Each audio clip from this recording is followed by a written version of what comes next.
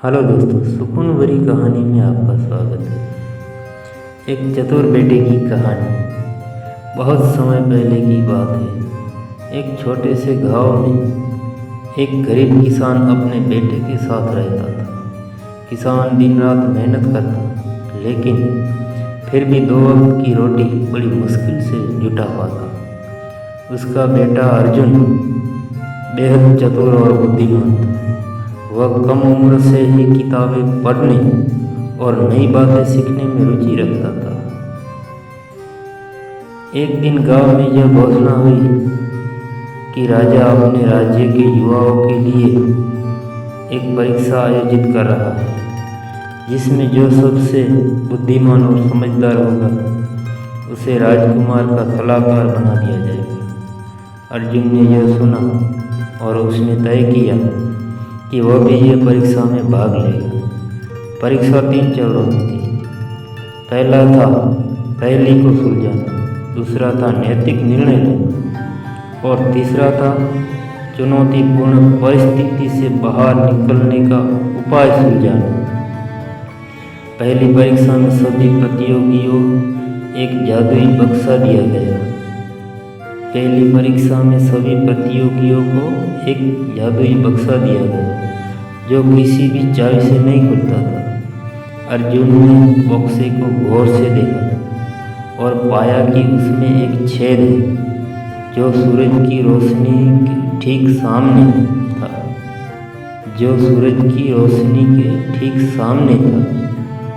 उसने बक्से को सूरज की ओर किया और भीतर की रोशनी से उसे एक छाया में कुछ अक्षर दिखाई दिए। सत्य की कुंजी है। तब अर्जुन बोला, सच्चाई ही इस बक्से को खोल सकती है।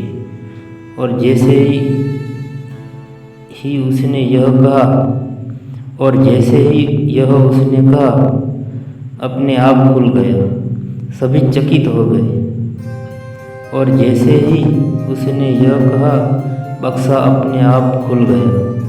सभी चकित हो गए। दूसरी परीक्षा में राजा ने पूछा, अगर तुम्हारे सामने तुम्हारा मित्र और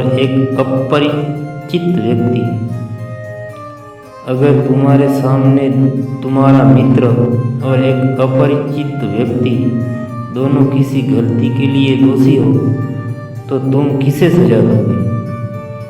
अधिकतर युवाओं ने कहा कि वे अपने मित्र को माफ कर देंगे, लेकिन अर्जुन ने उत्तर दिया, न्याय के लिए कोई अपवाद नहीं होता। सच्चा मित्र वही जो अपनी गलती माने और सजा भुगते। राजा उसकी सत्यनिष्ठा से प्रभावित हुए। तीसरी परीक्षा में सभी को एक जंगल में भेजा गया, जहाँ एक शेर रास्ता रोक कर बैठा था।